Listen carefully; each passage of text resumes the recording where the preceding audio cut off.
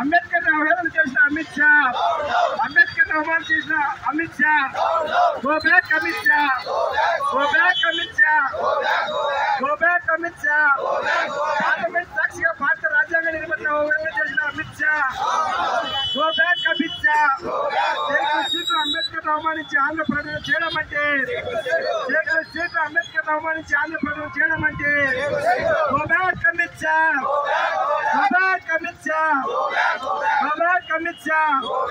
అంబేద్కర్ అవహేళన చేసిన అమిత్ షా, అంబేద్కర్ అవహేళన చేసిన Amit Shah, go back Amit Shah, go back Amit Shah. Parliament సాక్షిగా భారత రాజ్యాంగ నిర్మాణం అవహేళన చేసిన అమిత్ షా, అమిత్ షా, అమిత్ షా. కేంద్ర హోంమంత్రి అమిత్ షా గారు అవహేళనగా మాట్లాడమని చాలా బాధాకరం. మరి ఇప్పటికే ఓ నెల రోజుల కాలం నుంచి దేశవ్యాప్తంగా మేధావులు, వామపక్ష పార్టీలు, ప్రజా సంఘాల కేంద్ర హోంమంత్రి అమిత్ షా రాజీనామా చేయాలని చెప్పి, లేకుంటే మంత్రివర్గం నుంచి నరేంద్ర మోడీ నిరసనలన్నీ పెళ్లిపెట్టుకున్నారు. అయినప్పటికీ నరేంద్ర మోడీ గారు అమిత్ షాని వెనకేసుకుని వస్తా ఉన్నారు. ఇది చాలా బాధాకరం. రాజ్యాంగ నిర్మాత, మరి దేశానికి, ఇతర దేశానికి, ప్రపంచానికి అందరి వాడు అంబేద్కర్ అంటే, అలాంటి మహానుభావుని గురించి మరి అవమానపరిచినటువంటి అమిత్ షాని తక్షణమే మంత్రివర్గం తొలగించాలని చెప్పి, భద్రత చేయాలని చెప్పి డిమాండ్ చేస్తూ ఉన్నాం. మరి నిన్న ఈరోజు అమిత్ షా ఆంధ్రప్రదేశ్ రాష్ట్ర పర్యటనకి రావడం జరిగింది. మేము ఒకటే కోరుతా ఉన్నాం, ఈ రాష్ట్ర పర్యటన వ్యతిరేకిస్తూ ఉన్నాం.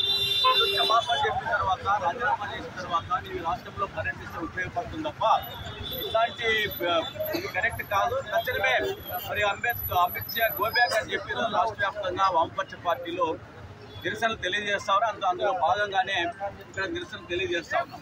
చిత్రం ఏమంటే, ఇంత జరుగుతూ ఉంటే కూడా మన ఆంధ్రప్రదేశ్ రాష్ట్రానికి సంబంధించినటువంటి తెలుగుదేశం అధినేత చంద్రబాబు నాయుడు గారు కానీ, వైఎస్ జగన్ వైసీపీ అధినేత మాజీ ముఖ్యమంత్రి జగన్మోహన్ రెడ్డి గారు కానీ అంబేద్కర్ గారి గురించి అవహేళనగా మాట్లాడినటువంటి అమిత్ షాకి సంబంధించినటువంటి ఖండించలేకపోతా ఉన్నారు.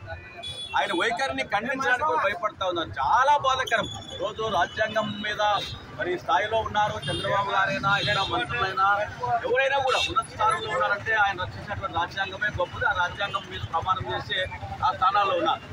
మరి పార్లమెంట్లోనే నిశ్చితంగా అవమానపరుస్తూ ఉంటే, అవహేళన చేస్తూ ఉంటే